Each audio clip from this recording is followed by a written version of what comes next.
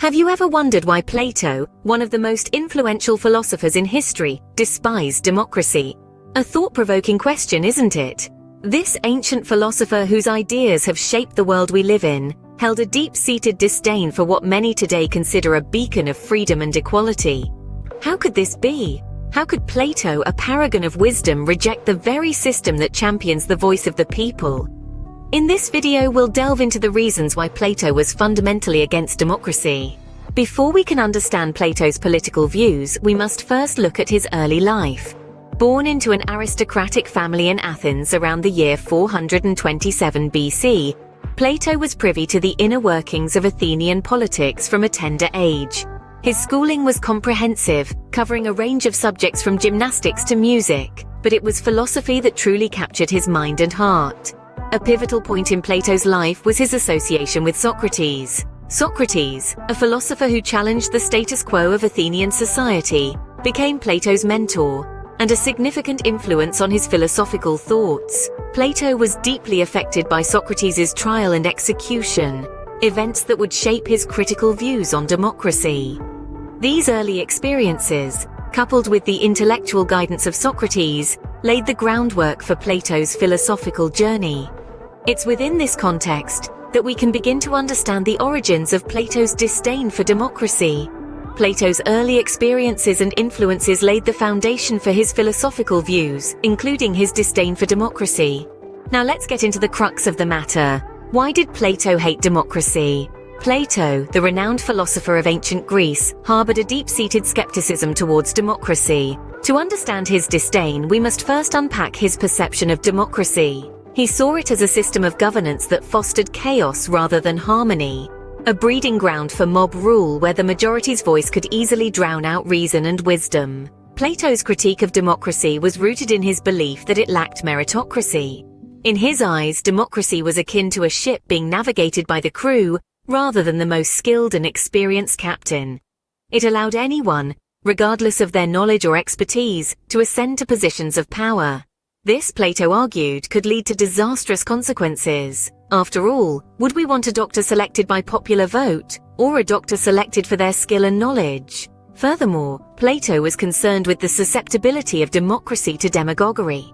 He feared that charismatic leaders could manipulate the masses, using their charm and eloquence to sway public opinion. This vulnerability, Plato noted, could be exploited, leading to a rule that's more about popularity and less about competence.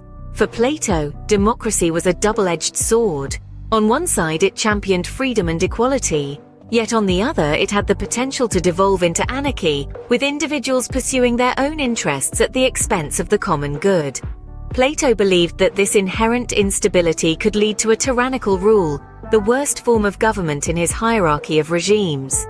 Plato's critique of democracy is not an outright rejection, but rather a cautionary tale. It challenges us to critically examine our own democratic systems, to ensure they are not just about majority rule, but also about informed decision-making, merit-based leadership, and safeguarding against manipulation. For Plato, democracy was a system that, more often than not, led to chaos and disorder rather than justice and order.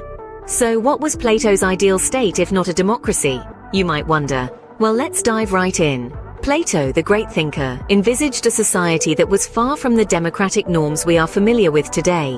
He proposed an ideal state governed by philosopher kings, individuals who have achieved the highest level of knowledge and wisdom.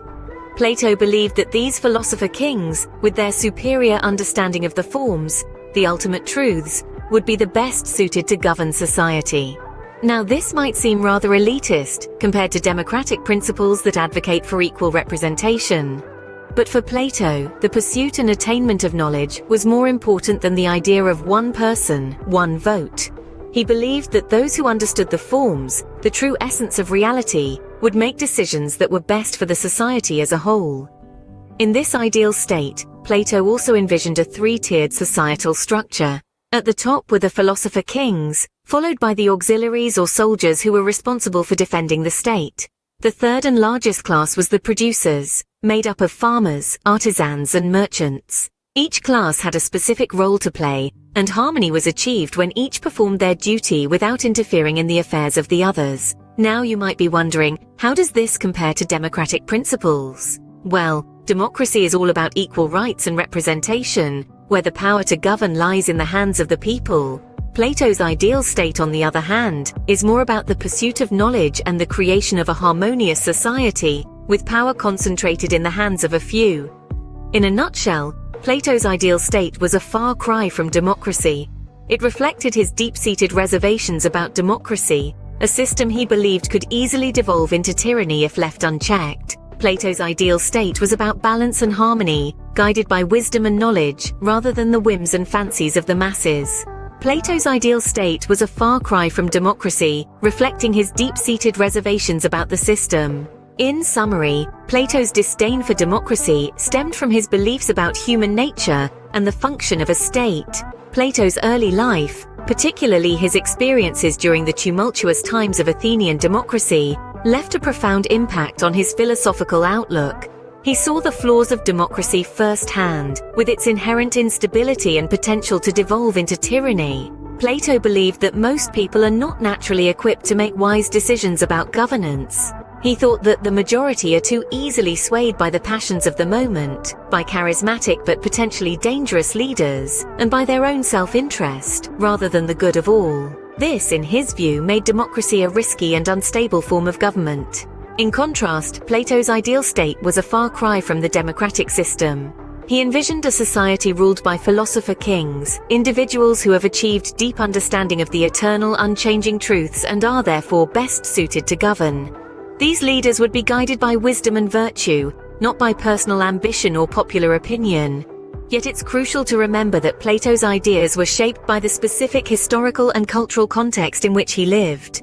They are not prescriptions for modern societies, but rather thought experiments that invite us to reflect on our own assumptions about democracy. Plato's views on democracy are a thought-provoking reminder that the systems we take for granted are often more complex and nuanced than they appear at first glance.